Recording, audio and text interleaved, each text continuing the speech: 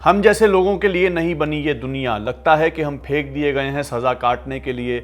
आत्महत्या हराम है, समय से पहले जा नहीं सकते। मैं दुनिया को समाज की हकीकतें बताकर उन्हें दोस्तोयेव्स्की, कार्ल मार्क्स की बातें बताना चाहता था, मगर मुझे नहीं लगता कि कुछ बदलने वाला है। पीछे की दीवार पर जॉन एलिया की तस्वीरों के साथ ये बगावती बातें कहने वाला शख्स एक हरियाणवी सिंगर है। नाम है ढांडा न्योलीवाला।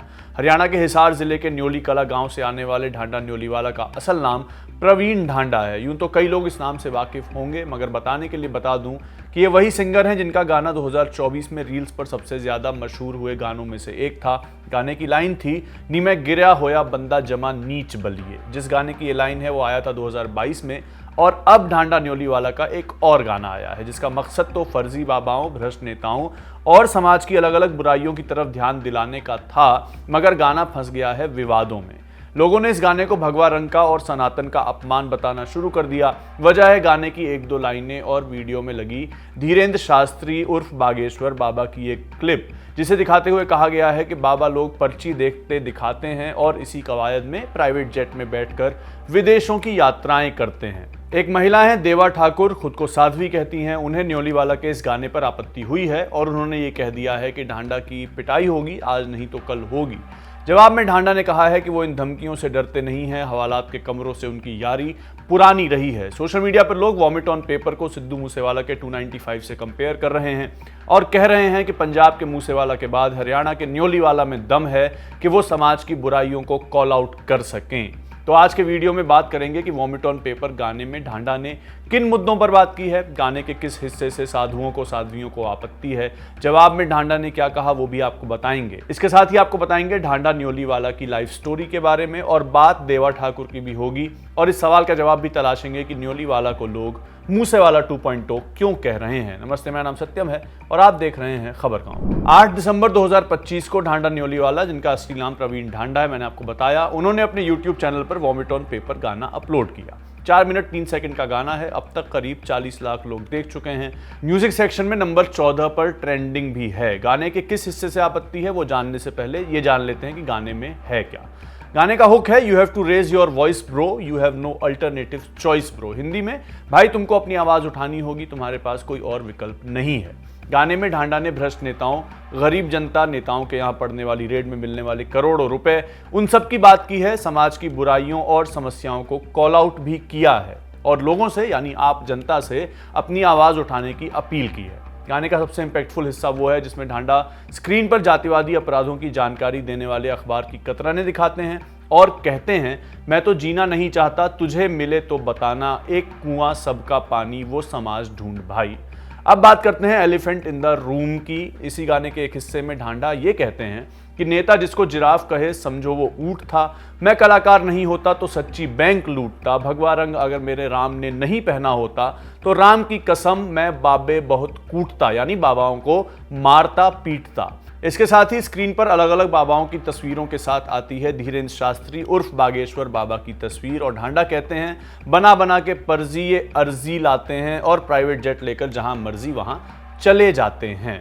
इस गाने के रिलीज होने के बाद से धीरेन्द्र शास्त्री का समर्थन करने वालों ने इस पर आपत्ति जतानी शुरू की और ढांडा से इस गाने को हटाने की मांग करने लगे। इसी में एक वीडियो आया देवा ठाकुर का, उनका इतिहास भी आगे चलकर आपको बताएंगे। तो देवा ठाकुर ने सोशल मीडिया पर कई वीडियोस बनाए हैं, बनाती रहती हैं, साध्वी के अटायर में रहती हैं। उन्होंने वीडियो बनाकर गाने के इस हिस्से पर आपत्ति जताई और ढांडा न्योलीवाला के बारे में कहा कि उनकी पिटाई होगी, आज हो या कल हो, मगर पिटाई जरूर होगी। साथ में कहा गया कि वो हरियाणा में शो करके तो दिखाएं। इसके जवाब में ढांडा न्योलीवाला ने इंस्टाग्राम पर एक 12 मिनट का वीडियो अपलोड किया और कहा कि ठीक है, मैं इस विवाद को खत्म करता हूं और गाने के उस हिस्से को बदल दूंगा, मगर फीलिंग्स वही रहेंगी। उन्होंने कहा कि वो सिर्फ हकीकत को शुगर कोट करके जनता के सामने रखेंगे। वीडियो में और भी बहुत कुछ कहा गया है। ढांडा का कहना यह है कि उन्होंने पूरे गाने में कई मुद्दे उठाए, मगर किसी ने यह नहीं कहा कि वो सारे मुद्दे भी अहम थे। इसके साथ वो उन धमकियों का जवाब देते हुए कहते हैं कि वो शोहरत को और फेम से उन्हें कोई फर्क नहीं पड़ता, अपने हिस्से के गाने लिखेंगे और एक तरफ हो जाएंगे। इसी वीडियो में उन्होंने यूथ से ये अपील भी की है कि वो धार्मिक और जातिवादी मसलों में ना पड़ें। ढांडा के इस वीडियो के बाद कई आर्टिस्ट और इन्फ्लुएंसर्स ने उनका समर्थन किया, जिनमें सिमरन कौर ढाडली एक नाम है, काका हैं, MC स्क्वायर हैं, पूरब झा हैं, लक्ष्य चौधरी हैं। इन सब लोगों ने स्टोरी डाली, ढांडा न्योलीवाला का समर्थन किया है। अब बात करते हैं देवा ठाकुर की, जिन्होंने ढांडा के गाने पर जताई है आपत्ति। खबरों के अनुसार देवा इंडिया फाउंडेशन की निदेशक ये रही हैं। 2016 में एक शादी में फायरिंग करने के कारण चर्चा में आई थी, जिसमें एक महिला की मौत भी हो गई थी। उसके बाद देवा ठाकुर पर मर्डर का केस भी दर्ज हुआ था। इसके अलावा उन्होंने मुसलमानों और ईसाइयों के खिलाफ बयान देने को लेकर विवादों में रह चुकी हैं। एक बार उन्होंने कहा था कि हिंदू देवी देवताओं की मूर्तियों को मस्जिद में रखा जाना चाहिए और महात्मा गांधी के हत्यारे नाथूराम गोडसे की मूर्ति को हरियाणा में लगाया जाना चाहिए।